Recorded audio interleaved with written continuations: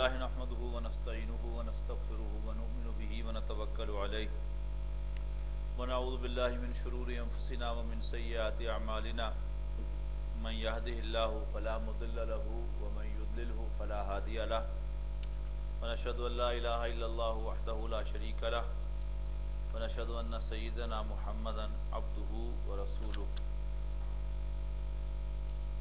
Ursula بالہدی ودین الحق لیظہرہ علی الدین کلہ وکفی باللہ شہیدا صلی اللہ علیہ وسلم تسلیما کثیرا کثیرا اما بعد۔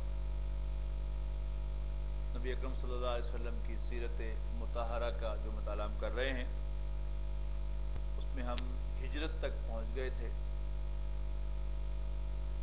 ہجرت کی تفاصیل بھی میں چھوڑ رہا ہوں، آپ کو معلوم ہی ہے کسی حد تک، لیکن اگر شوق پیدا ہوگا تو انشاءاللہ آپ اس کا خود مطالعہ کر لیں گے۔ مدینہ منورہ کی تشریف آوری کے فوراً بعد آپ نے جو پہلا کام کیا وہ مسجد نبوی کی تعمیر تھی۔ مسجد نبوی صرف ایک مسجد ہی نہیں تھی بلکہ وہ ایک مسلم کمیونٹی سینٹر یا اسلامک سینٹر کی حیثیت رکھتی تھی۔ وہ مسجد کے تمام مسلمانوں کے امور اسی میں طے پاتے تھے۔ دوسرا کام آپ نے یہ کیا کہ مکے سے آنے والے مہاجرین اور مدینہ منورہ کے انصار کے درمیان بھائی چارہ قائم کر دیا۔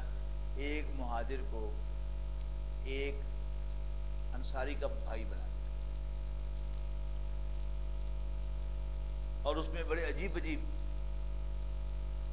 مناظر دیکھنے کو ملے کہ انصاری بھائی اپنے مہاجر بھائی کو لے کر گھر گیا، اس نے گھر تقسیم کر دیا، اپنے سارے ایسٹس تقسیم کر دیے، اور یہاں تک کہا کہ میری 2 بیویاں ہیں، تم جو پسند کرو میں اس کو طلاق دے دوں۔ پردے کے ابھی احکام آئے نہیں تھے، یعنی ایک آخری انتہا تک، یعنی حضور صلی اللہ علیہ وسلم نے تمہیں میرا بھائی بنا دیا ہے، لہذا I have to prove کہ واقعی میں تمہارا بھائی ہوں، تمہاری ہر ضرورت کا خیال رکھ رہا ہوں، یہ بھی تمہاری ایک ضرورت ہے، اس کو پورا کرنا بھی میرے ذمہ ہے۔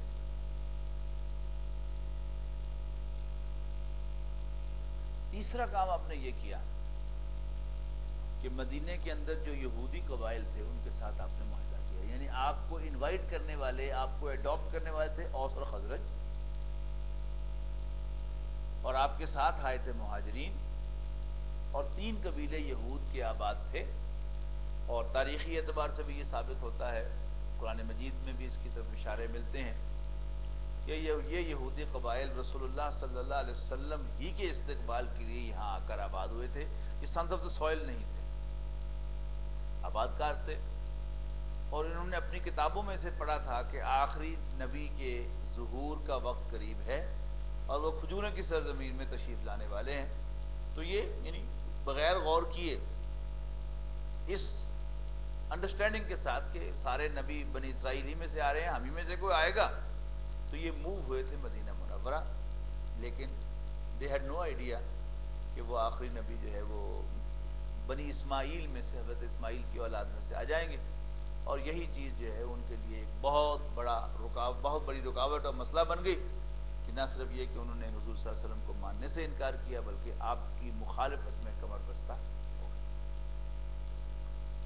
لیکن جس شان کے ساتھ رسول اللہ صلی اللہ علیہ وسلم کو وہاں ریسیو کیا گیا مدینہ منورہ میں، اور جو سنز آف سائل تھے وہ آپ کو وہ نبی اکرم صلی اللہ علیہ وسلم کو سر کے اوپر بٹھا کے لائے تھے، تو اب اس کو رزسٹ کرنا تو ممکن نہیں تھا، لہذا نبی اکرم صلی اللہ علیہ وسلم نے بھی ان کے ساتھ ایک معاہدہ کیا اور انہیں اس معاہدے میں باندھ لیا، جس کی جو مین تھیم تھا اس کا کہ ہر قبیلہ اندرونی طور پر اٹانومس ہوگا، آزاد ہوگا، لیکن جو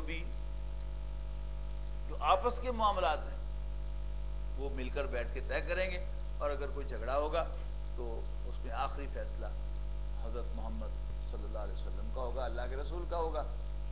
تو گویا آپ یوں سمجھیے کہ آج کی اصطلاح میں کانسٹیٹیوشنل ہیڈ بن گئے اس شہری ریاست کے۔ اور یہ ریاست کا تصور یہاں پر انٹروڈیوس ہو گیا، کانفیڈریشن بن گئی، ہر قبیلہ انڈیپینڈنٹ انٹرنلی، لیکن ان کے اوپر ایک وفاق قائم ہو گیا. تو پولیٹیکل سائنس کے اعتبار سے بھی یعنی جو ارتقائی شکل تھی وہ سامنے آ گئی اجتماعیت کی. اب اس معاہدے کی دفعات جو ہیں وہ میں آپ کو پڑھ سناتا ہوں. بنو عوف کے یہود مسلمانوں کے ساتھ مل کر ایک ہی امت ہوں گے. یہود اپنے دین پر عمل کریں گے، مسلمان اپنے دین پر، خود ان کا بھی یہی حق ہوگا اور ان کے غلاموں اور متعلقین کا بھی، اور بنو عوف کے علاوہ دوسرے یہود کے بھی یہی حقوق ہوں گے. یہود اپنے اخراجات کے ذمہ دار ہوں گے، مسلمان اپنے اخراجات کے، اور جو طاقت اس معاہدے کے کسی فریق سے جنگ کرے گی سب اس کے خلاف آپس میں تعاون کریں گے. اور اس معاہدے کے شرکاء کے باہمی تعلقات خیر خواہی، خیر اندیشی اور فائدہ رسانی کی بنیاد پر ہوں گے، گناہ پر نہیں ہوں گے. کوئی آدمی اپنے حلیف کی وجہ سے مجرم نہ ٹھہرے گا. مظلوم کی مدد کی جائے گی. جب تک جنگ برپا رہے گی یہود بھی مسلمانوں کے ساتھ خرچ برداشت کریں گے. اس معاہدے کے سارے شرکاء پر مدینہ میں ہنگامہ آرائی اور کشت خون حرام ہوگا. اس معاہدے کے فریقوں میں کوئی نئی بات یا جھگڑا پیدا ہو جائے جس میں فساد کا اندیشہ ہو تو اس کا فیصلہ اللہ کے رسول اللہ عز و جل اور محمد رسول اللہ صلی اللہ علیہ وسلم فرمائیں گے. قریش اور اس کے مددگار کو پناہ نہیں دی جائے گی. جو کوئی یثرب پر دھاوا بولے گا اس سے لڑنے کے لیے ہم سب تعاون کریں گے اور ہر فریق اپنے اطراف کا دفاع کرے گا. یہ معاہدہ کسی ظالم یا مجرم کے لیے آڑ نہ بنے گا. تو اس معاہدے کے ذریعے رسول اللہ صلی اللہ علیہ وسلم نے یہودیوں کے ہاتھ باندھ دیے. اب اندرونی طور پر امن ہو گیا. اب نبی اکرم صلی اللہ علیہ وسلم نے مدینہ منورہ سے باہر قدم نکالا، ان دا سینس کہ پہلے آپ نے مہمیں بھیجی جن میں آپ شریک نہ ہوئے، اور پھر آپ نے ساتھ ساتھ خود بھی شریک ہونا شروع کر دیا. ان مہمات کی تفصیل میں آپ کو بتانا چاہوں گا کہ آپ کے ذہن میں رجسٹر ہو جائے کہ یہ کوئی زبانی بات نہیں ہے. 8 مہمیں آپ نے روانہ کی غزوہ بدر سے پہلے، یعنی ربیع الاول میں آپ تشریف لائے، اور اگلے سال یعنی 2 ہجری رمضان میں غزوہ بدر ہوا، تو 1.5 سال کا فصل ہے. اس 1.5 سال میں مسجد نبوی بنی، میثاق مدینہ ہوا، اور ساتھ ہی پھر آپ نے یہ اقدام جو ہے یہ شروع کیا. ان میں سے پہلا غزوہ جو ہے وہ سریہ سیف البحر کہلاتا ہے. یہ رمضان سن 1 ہجری میں یعنی ہجرت کے 6 ماہ بعد عمل میں آیا، اور عیسوی کیلنڈر کے مطابق اس کی تاریخ یہ سیرت نگاروں نے نقل کی ہے مارچ سن 623 عیسوی. رسول اللہ صلی اللہ علیہ وسلم نے اپنے چچا حضرت حمزہ بن عبد المطلب رضی اللہ تعالی عنہ کو اس سریہ کا امیر بنایا. سریہ اس مہم کو کہتے تھے جو حضور صلی اللہ علیہ وسلم نے روانہ کی ہو لیکن خود شریک نہ ہوئے، اس کی جمع سرایا ہے. اور غزوہ اس مہم کو جس میں رسول اللہ صلی اللہ علیہ وسلم خود بھی شریک ہوئے. شکریہ.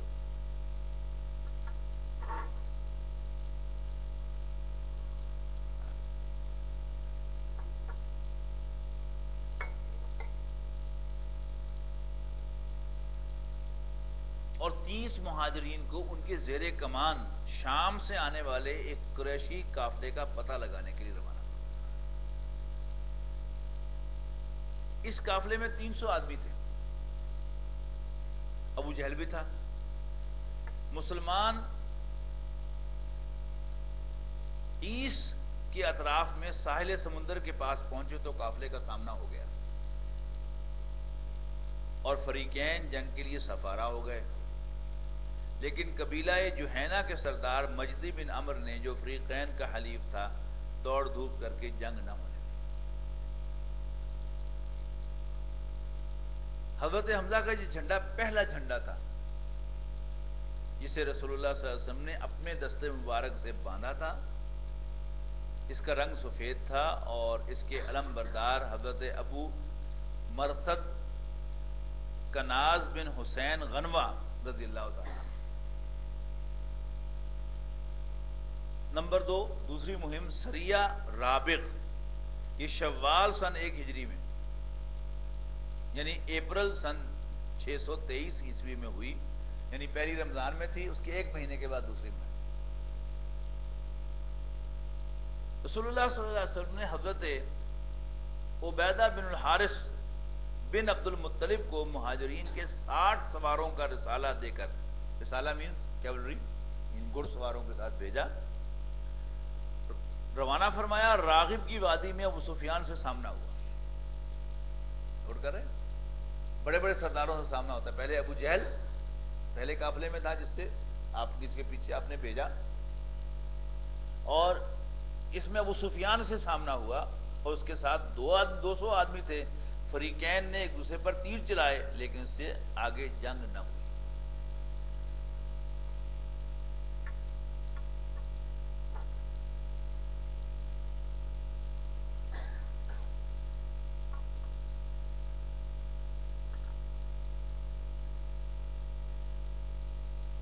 اس سریے میں مکی لشکر کے 2 آدمی مسلمانوں سے آ ملے.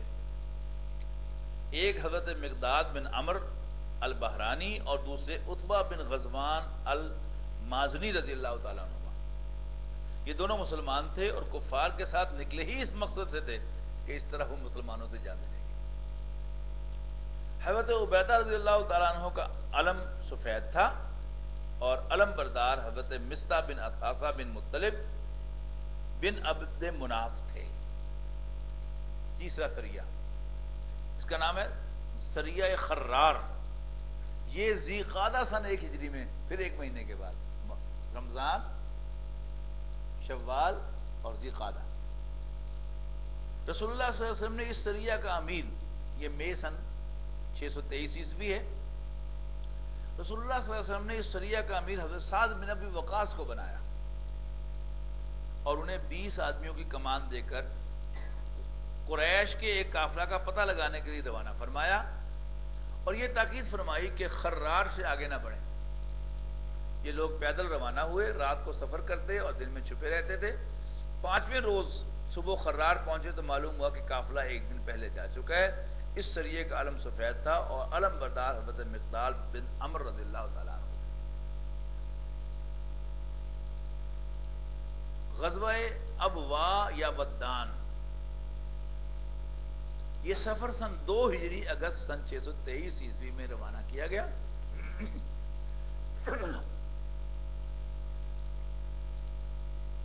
اب دیکھیے ذی الحج اور محرم چھوڑ دیے گئے، حرمت والے مہینے. اس مہم میں 70 مہاجرین کے علاوہ کے ہمراہ رسول اللہ صلی اللہ علیہ وسلم بنفس نفیس تشریف لے گئے. لہٰذا اس لیے یہ غزوہ ہے، غزوہ ابوا یا ودان. اس مہم میں 70 مہاجرین کے ہمراہ رسول اللہ صلی اللہ علیہ وسلم بنفس نفیس تشریف لے گئے تھے اور مدینے میں حضرت سعد ابن عبادہ رضی اللہ تعالیٰ عنہ کو اپنا قائم مقام مقرر فرما دیا تھا. مہم کا مقصد قریش کے ایک قافلے کی راہ روکنا تھا. آپ ودان تک پہنچے لیکن کوئی معاملہ پیش نہ آیا. اسی غزوہ میں آپ نے بنو زمرہ کے سردار وقت عمر بن مخشی الزمری سے حلیفانہ معاہدہ کیا. معاہدے کی عبارت یہ تھی،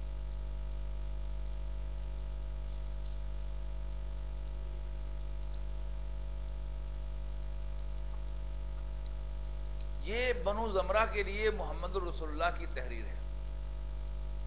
یہ لوگ آپ اپنے جان و مال کے بارے میں مامون رہیں گے اور جو ان پر یورش کرے گا اس کے خلاف ان کی مدد کی جائے گی، الا یہ کہ یہ خود اللہ کے دین کے خلاف جنگ کریں. یہ معاہدہ اس وقت تک کے لیے ہے جب تک سمندر ان پر ترک کرے، سمندر ان کو ترک کرے، یعنی ہمیشہ کے لیے ہے. اور جب نبی اپنی مدد کے لیے انہیں آواز دیں گے تو انہیں آنا ہوگا. یہ پہلی فوجی مہم تھی جس میں رسول اللہ صلی اللہ علیہ وسلم بذات خود شرکت کے لیے گئے تھے. اور 15 دن مدینے سے باہر گزار کر واپس آئے۔ اس مہم کا پرچم کا رنگ سفید تھا، اس مہم کے پرچم کا رنگ سفید تھا، اس مہم کے پرچم کا رنگ سفید تھا، اور حضرت حمزہ رضی اللہ تعالیٰ عنہ علم بردار تھے۔ پانچواں بھی غزوہ یہ ہے، غزوہ بوات۔ یہ ربیع الاول سن 2 ہجری ستمبر سن 623 عیسوی میں پیش آیا۔ اس مہم میں رسول اللہ صلی اللہ علیہ وسلم 200 صحابہ کے ہمراہ لے کر روانہ ہوئے۔ مقصود قریش کا ایک قافلہ تھا جس میں امیہ بن خلف سمیت قریش کے 100 آدمی اور 2500 اونٹ تھے۔ آپ رضوا کے اطراف میں مقام بوات تک تشریف لے گئے، لیکن کوئی معاملہ پیش نہیں آیا۔ اس غزوہ کے دوران حضرت سعد بن معاذ رضی اللہ تعالیٰ عنہ کو مدینہ کا امیر بنایا گیا۔ پرچم سفید تھا اور علم بردار حضرت سعد بن ابی وقاص رضی اللہ تعالیٰ عنہ۔ چھٹا غزوہ، یہ بھی پھر غزوہ ہے، غزوہ صفوان۔ یہ ربیع الاول سن 2 ہجری میں یعنی ستمبر سن 623 عیسوی میں آیا۔ اس سے پہلا بھی ربیع الاول میں تھا، اب یہ بھی ربیع الاول میں۔ اس غزوہ کی وجہ یہ تھی کہ کرز بن جعفر فہری نے مشرکین کی ایک مختصر سی فوج کے ساتھ مدینے کی چراہ گاہ پر چھاپا مارا۔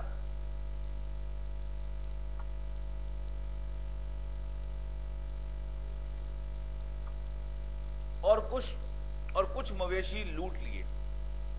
رسول اللہ صلی اللہ علیہ وسلم نے 70 صحابہ کے ہمراہ اس کا تعاقب کیا اور بدر کے اطراف میں واقع وادی صفوان تک تشریف لے گئے، لیکن کرز اور اس کے ساتھیوں کو نہ پا سکے اور کسی ٹکراؤ کے بغیر واپس آ گئے۔ اس غزوے کو بعض لوگ غزوہ بدر اولیٰ بھی کہتے ہیں۔ اب ہے ویری امپورٹنٹ غزوہ، یہ ہے غزوہ ذو العشیرہ۔ جمادی الاولیٰ، ربیع الاول اور اس کے بعد ربیع الثانی اس میں نہیں ہوا، جمادی الاولیٰ یا جمادی الاخری سن 2 ہجری، نومبر دسمبر سن 623 عیسوی۔ اس مہم میں رسول اللہ صلی اللہ علیہ وسلم کے ہمراہ 150 یا 200 مہاجرین تھے، لیکن آپ نے کسی کو روانگی پر مجبور نہیں کیا۔ سواری کے لیے صرف 70 اونٹ تھے، اس لیے لوگ باری باری سوار ہوتے تھے۔ مقصود قریش کا ایک قافلہ تھا جو ملک شام جا رہا تھا۔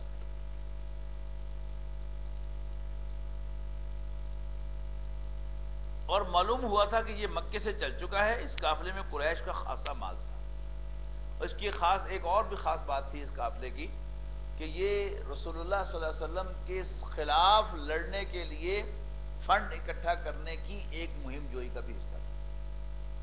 یعنی جو پہلے واقعات ہوئے نا، جو مڈبھیڑ ہوئی اس پر قریش کو بڑا غصہ آیا ہے، محمد کی یہ جرأت صلی اللہ علیہ وسلم، لیٹس ٹیچ ہم اے لیسن۔ لہذا اس کے لیے فنڈ ریز کیا گیا، اور کہ جو اس کو قافلہ ترتیب کیا گیا کہ جو انکم اس سے ہوگی ہم اس کو محمد کو کرش کرنے کے لیے معاذ اللہ استعمال کریں۔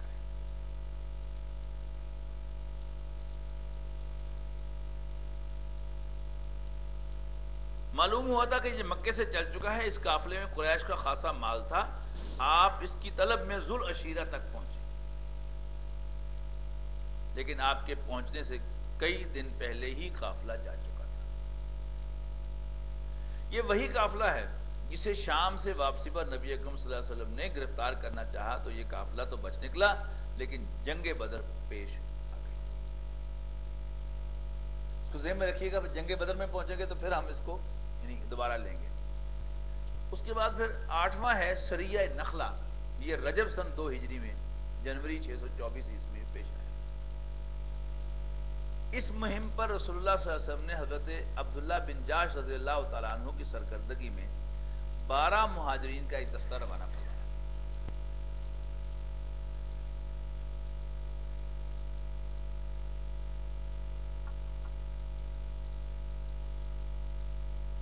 ہر 2 آدمیوں کے لیے ایک اونٹ تھا جس پر باری باری سوار ہوتے تھے۔ دستے کے امیر کو رسول اللہ صلی اللہ علیہ وسلم نے ایک تحریر لکھ کر دی، بڑی دلچسپ بات ہے۔ باقیوں کو زبانی انسٹرکشن دی کہ تم وہاں چلے جاؤ، ادھر چلے جاؤ، وہ پکڑو، یہ کرو۔ ان کے جو امیر تھے حضرت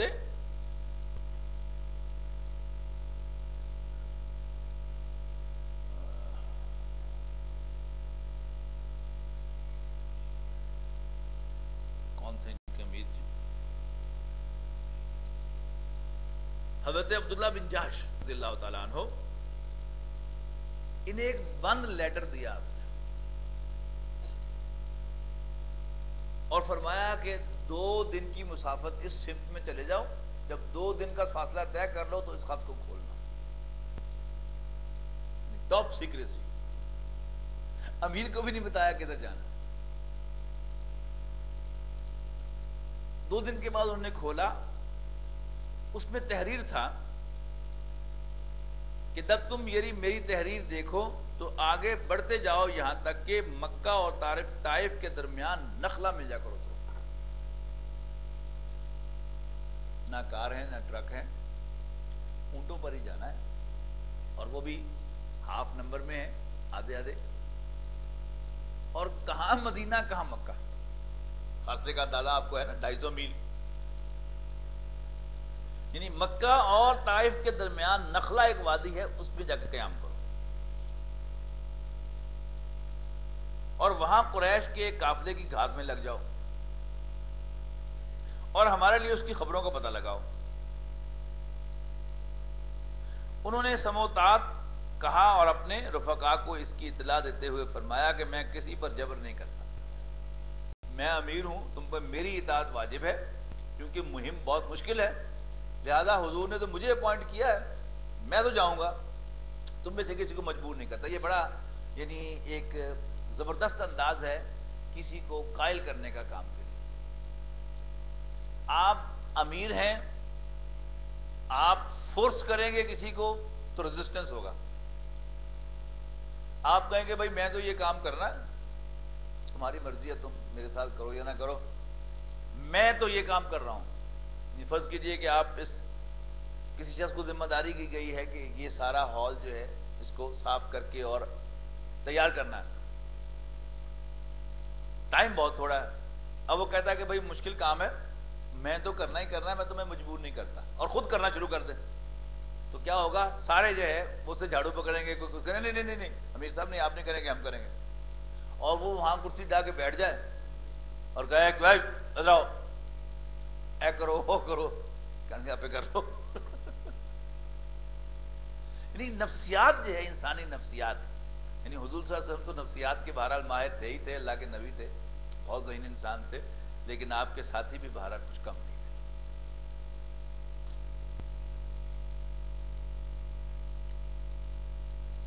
کہ میں کسی پر جبر نہیں کرتا، جسے شہادت محبوب ہو وہ اٹھ کھڑا ہو، اور جسے موت ناگوار ہو وہ واپس چلا جائے، باقی رہا میں تو بہرحال جاؤں گا۔ اس پر سارے رفقا اٹھ کھڑے ہوئے اور منزل مقصود کی طرف چل پڑے۔ البتہ راستے میں سعد بن وقاص اور عتبہ بن غزوان رضی اللہ تعالیٰ عنہما کا اونٹ غائب ہو گیا، جس پر یہ دونوں بزرگ باری باری سفر کر رہے تھے، اس لیے یہ دونوں پیچھے رہ گئے۔ حضرت عبداللہ بن جحش رضی اللہ تعالیٰ عنہ نے طویل مسافت طے کر کے نخلہ میں نزول فرمایا۔ وہاں سے قریش کا ایک قافلہ گزرا جو کشمش، چمڑے اور سامان تجارت کے لیے ہوئے تھا۔ قافلے میں عبداللہ بن مغیرہ کے 2 بیٹے عثمان اور نوفل اور عمر بن حضرمی اور حکیم بن کسیان مولا مغیرہ تھے، یعنی آزاد کردہ غلام مغیرہ کے۔ مسلمانوں نے باہم مشورہ کیا کہ آخر کیا کریں، آج حرمت والے مہینے یعنی رجب کا آخری دن ہے، یعنی حضور صلی اللہ علیہ وسلم تو مہم روانہ کی تھی نا، لیکن ابھی حرمت والے مہینوں میں جنگ نہیں ہو سکتی، یہ ٹریڈیشن تھی بات۔ لیکن اگر آج ہم ان کو جانے دیتے ہیں تو کل یہ حرم کی سرزمین میں داخل ہو جائیں گے تو پھر حرمت آ جائے گی، تو 2 حرمتوں کے درمیان ہے، کیا کیا جائے؟ مشورہ کیا تو یہی ہوا کہ دیکھی جائے گی جو ہے، پہ جاؤ۔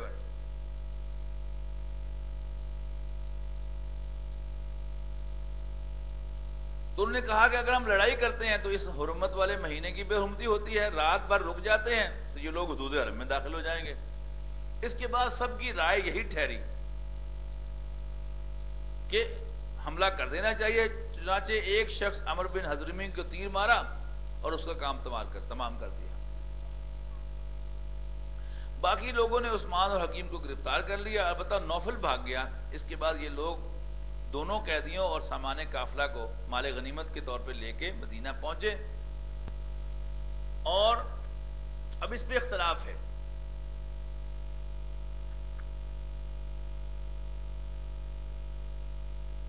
کہ انہوں نے رسول اللہ صلی اللہ علیہ وسلم کے پاس جا کر وہ مال غنیمت بھی پیش کر دیا، قیدی بھی پیش کر دیے اور سارا واقعہ سنایا۔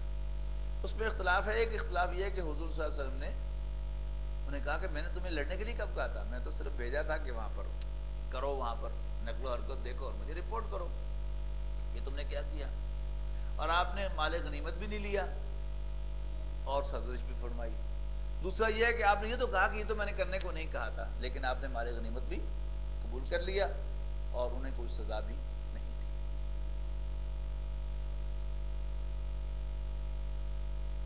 ادھر اس معاشرے میں مشرکین نے پروپیگنڈا کیا،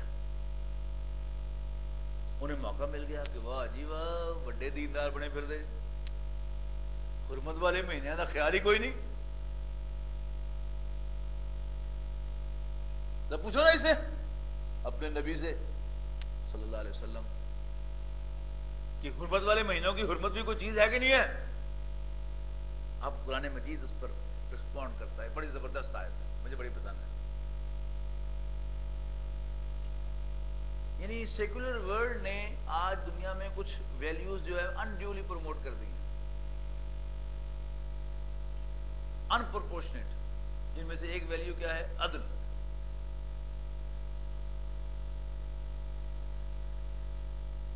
تو فرمایا سورہ بقرہ میں اس کو رسپونڈ کیا گیا، یسألونک عن الشہر الحرام قتال فیہ، یہ آپ سے حرمت والے مہینوں کے اندر جنگ کرنے کے بارے میں پوچھتے ہیں کہ یہ کیا اس کے بارے میں حکم ہے، کیا ہے؟